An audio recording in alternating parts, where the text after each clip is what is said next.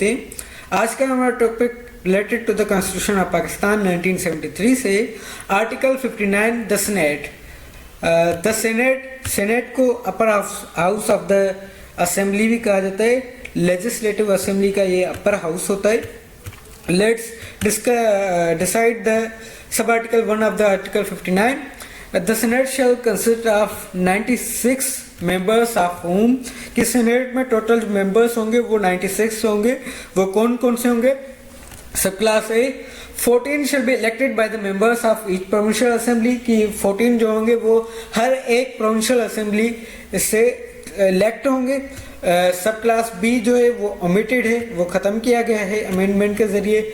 सब class C का class सी, सब क्लास 1 का class C 2 on general seats and 1 women and 1 technocrat की जनरल सीट्स जो होंगी वो 2 होंगी और उसमें से एक वुमेन भी होगी और एक टेक्नोक्रेट भी होगा, इंक्लूडिंग आलिम भी उनमें इंक्लूड होगा। Elected from federal capital in such manner as president may by order prescribe कि इस्लामाबाद से 2 जनरल सीट्स होंगी, एक वुमेन की होगी एंड एक टेक्नोक्रेट की होगी इंक्लूडिंग आलिम। 4 women shall be elected by the members of each provincial assembly. हर एक प्रोविंशियल असेंबली के मेंबर्स जो होंगे वो 4 वुमेन से इलेक्ट करेंगे। 4 टेक्नोक्रेट्स इंक्लूडिंग उलमा shall be elected by the members of each provincial assembly. हर एक प्रोविंशियल असेंबली से 4 टेक्नोक्रेट्स जो होंगे वो इलेक्ट होंगे including Ulema. For non-Muslims, 1 from each province shall be elected by the members of each provincial assembly. Non-Muslims जो होंगे हर एक सूबे से हर एक provincial assembly से एक elect होगा।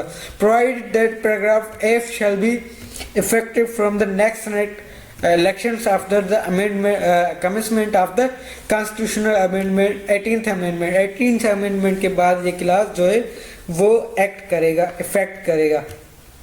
सब class 2 election to fill seats in the Senate allocated in each province shall be held in accordance with system of proportional representation by means of single transferable vote कि जो senate में elections होंगे उनकी distribution जो होगी वो proportional representation के जरिए होगी। प्रोपोर्शनल रिप्रेजेंटेशन हम उसको कहते हैं जहां पर हर एक सूबे की इक्वल रिप्रेजेंटेशन हो। नेशनल असेंबली की तरह सेंसस की बुनियाद पर सीट्स की डिस्ट्रीब्यूशन नहीं होती, बल्कि प्रोपोर्शनल रिप्रेजेंटेशन की बुनियाद पर डिस्ट्रीब्यूशन होती है। Subclass 3, the Senate shall not be subject to dissolution, but the term of its members who shall retire as follows shall be 6 years. कि सेनेट का जो रिटायर होने का, जो डिसॉल्व होने का अरसा होगा वो तो 6 साल का होगा, पर जो उसके मेंबर्स होंगे उनका जो अरसा होगा वो इस तरीके से होगा जो कि नीचे डिस्क्राइब किया गया है।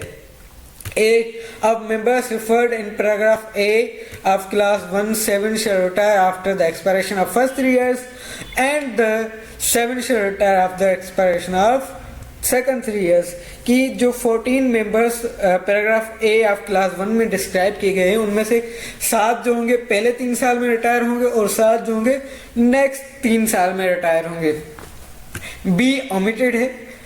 C में कहता है of members referred to paragraph C of aforesaid class कि aforesaid class के paragraph C में जो members describe किए गए हैं वो कौन से होंगे? 1 elected on general seat shall retire after the expiration of the first 3 years and the other one shall retire after the expiration of the next 3 years कि जो जनरल सीट्स पर आए थे मेंबर्स उनमें से 3 जो होंगे पहले वो पहले 3 साल में रिटायर होंगे और जो दूसरे होंगे वो दूसरे 3 साल में रिटायर होंगे। Let's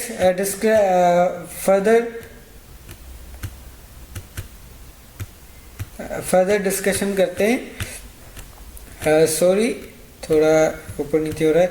One elected on the seat reserved for technocrats shall retire after the first 3 years and one elected on the seat reserved for women shall retire after the expiration of next 3 years. कि जो technocrat होगा वो पहले 3 साल में retire होगा और जो वुमेन होगी वो दूसरे 3 साल में रिटायर होगी.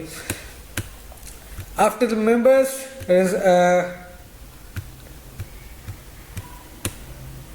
of members referred in paragraph D of the aforesaid clause, 2 shall retire after the expiration of first 3 years and 2 shall retire after the expiration of next 3 years. कि जो मेंबर्स डिस्क्राइब किए गए हैं पैराग्राफ डी में class 1 के, उनमें से 2 जो हैं वो पहले 3 साल में रिटायर होंगे और दो जो हैं नेक्स्ट 3 साल में रिटायर होंगे. Of the members referred paragraph E of the aforesaid clause, 2 shall retire after the expiration of first 3 years and 2 shall retire after the expiration of next 3 years. उनमें से 2 जो होंगे पहले 3 साल में रिटायर होंगे और 2 जो होंगे नेक्स्ट 3 साल में रिटायर होंगे.